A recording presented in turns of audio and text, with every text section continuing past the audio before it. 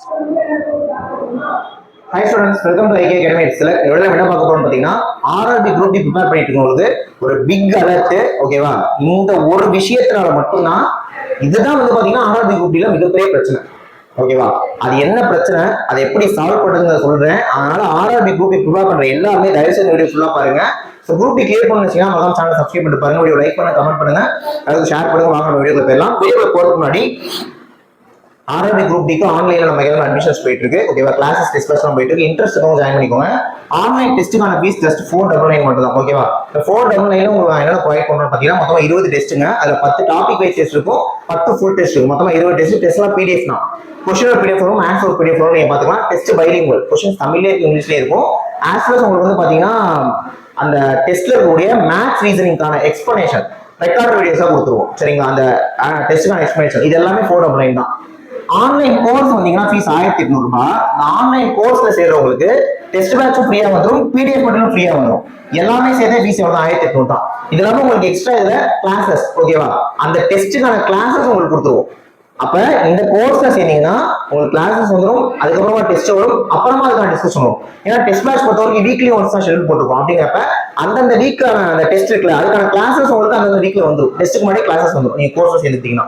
So இது உங்களுக்கு ஒரு யூஸ்ஃபுல்லா இருக்கும். இல்ல எனக்கு பிடிஎஃப் மெட்டீரியல் மட்டும் போதும்னு நினைச்சீங்கன்னா 999 பே பண்ணி நீங்க பர்ச்சேஸ் பண்ணிக்கலாம், ஓகேவா? இது உங்களுக்கு என்ன வேணாலும் 7708 9781 நம்பர் கான்டாக்ட் பண்ணி எழுதுங்க. இப்போ அவங்க வீடியோ போயிடலாம்.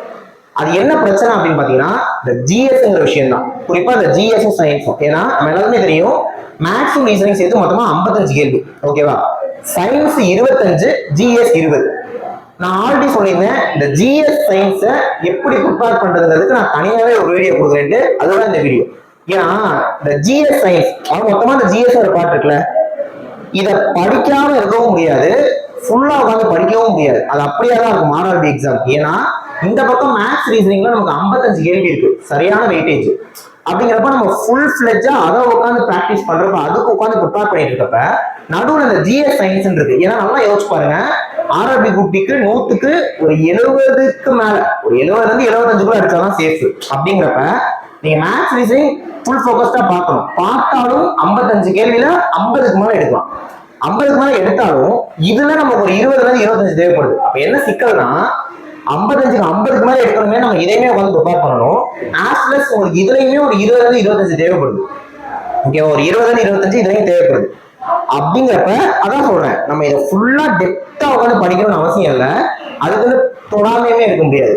ஏன்னா ஸ்டூடெண்ட்ஸ் வந்து தெளிவா இருக்காங்க. ஆர்ஆர்பி குரூப் படிக்கிறவங்க ஃபுல் ஃபோக்கஸா மேத்ஸ் ரீசனிங் வந்து பிராக்டிஸ் பண்ணிட்டு இருக்காங்க. நானே கண் கூட பாக்குறேன். அப்படிங்கிறப்ப அவங்களுக்குமே வர டவுட் அதுதான், சரி இதை படிக்கலாமா வேணாமா, தொடவா வேணாமா? ஏன்னா இதுலயுமே 20 கேள்வி எடுக்கணும்ன்றீங்க, பட் அதுக்காக உட்காந்து படிச்சா இதையும் விடுற மாதிரி இருக்கு. அப்ப அதை எப்படிதான் படிக்கிறது அப்படின்னு நான் தெளிவா சொல்றேன், கவனிங்க. இப்போ உதாரணத்துக்கு ஜிஎஸ் எடுத்துப்போம். ஜிஎஸ் எடுத்துப்போம். இப்போ பாலிட்டி அப்படின்னு ஒரு டாபிக் எடுக்கிறீங்கன்னு வச்சுக்கோங்க, அதுல இருந்தும் 1 or 2 கொஸ்டின்ஸ் வருது. நான் தான் சொல்றேன், அதுக்கு என்ன மாதிரி படிக்கிறோம்னா வாட் இஸ் வாட்னு மட்டும் படிச்சுக்கோங்க போதும். நான் சயின்ஸ் கடைசியா வரேன். ஃபர்ஸ்ட் அந்த ஜிஎஸ்ல கூட ஹிஸ்டரி, ஜியோகிராஃபி, பாலிட்டி, எக்கனாமிக்ஸ் சொல்லிடுறேன். வாட் இஸ் வாட்னு படிச்சுக்கிட்டா போதும், ஓகேவா? இப்போ ஃபர்ஸ்ட் பாலிட்டி எடுத்தீங்கன்னா making of constitution. Making of constitution அப்படின்னா ஃபர்ஸ்ட் இந்தியா கான்ஸ்டிடியூஷன் கொடுத்தது எம்என் ராய் அவர்கள் 1934ல. இந்த மாதிரி ஃபர்ஸ்ட் அதுல இருக்கக்கூடிய பேசிக்கான விஷயங்கள். நெக்ஸ்ட் பாத்தீங்கன்னா பிரியாம்பிள். ஸோ பிரியாம்பிள்னா என்ன அப்படிங்கறத பாத்துக்கோங்க. நெக்ஸ்ட் வந்து பாத்தீங்கன்னா உங்களுக்கு நம்மளோட கான்ஸ்டிடியூஷன்ல ஒவ்வொரு விஷயமும் ஒவ்வொரு கண்ட்ரில இருந்து எடுத்திருப்பாங்க, அது என்ன, ஓகேவா? அடுத்து நீங்க அந்த ஆர்டிகல்ஸ் அதுக்குள்ள போனீங்க அப்படின்னா பார்ட் 1னா ஃபர்ஸ்ட் 4 ஆர்டிகல் இருக்கும். இப்போ பார்ட் 2ல சிட்டிசன்ஷிப் 5ல இருந்து 11 வரைக்கும் இருக்கும். பார்ட் 3ங்கிறது ஃபண்டமெண்டல் ரைட்ஸ், ஓகேவா? அது வந்து பாத்தீங்கன்னா 12ல இருந்து 30 வரைக்கும் அடிப்படை உரிமைகள் இருக்கும். அடுத்து பார்ட் 4ங்கிறது டிபிஎஸ்பி 34ல இருந்து 51 வரைக்கும் இருக்கும். அடுத்து பார்ட் 4ங்கிறது ஃபண்டமெண்டல் டியூட்டிஸ், அடிப்படை கடமைகள். அது வந்து ஆர்டிகல் 51A இருக்கும். அப்படின்னா என்ன வாட் இஸ் வாட், இதை மட்டும் படிச்சோம். இப்ப எக்கனாமிக்ஸ் அப்படின்னு எடுத்துக்கிட்டாலுமே அதுல இருந்து 1 or 2 கொஸ்டின்ஸ் வரும். அப்ப அதுக்கு என்ன மாதிரி படிக்கலாம் அப்படின்னா first nature of Indian economy அப்படின்னு எடுத்துக்கிட்டீங்கன்னா ஆடம் ஸ்மித்ங்கிறவர் யாரு, கார்ல் மார்க்ஸ்ங்கிறவர் யாரு, ஜேம்ஸ் கீன்ஸ்ன்றவர் யாரு. நெக்ஸ்ட் இந்தியன் எக்கனாமிக்குள்ள வந்தீங்கன்னா 5 year plan. 5 year plan first 5 year plan யார் பிளான் போட்டு கொடுத்தா என்ன எய்ம், என்ன நடந்துச்சு. செகண்ட் 5 year plan யார் பிளான் போட்டு கொடுத்தா என்ன எய்ம், என்ன நடந்துச்சு. இந்த மாட்டம் ரொம்ப இன்டெப்தா படிக்காம எல்லாமே வாட் இஸ் வாட் மட்டும் படிச்சுக்கணும். நான் சொல்றது ஹிஸ்டரி, ஜியோகிராஃபி, பாலிட்டி, எக்கனாமிக்ஸ்க்கு சொல்றேன்.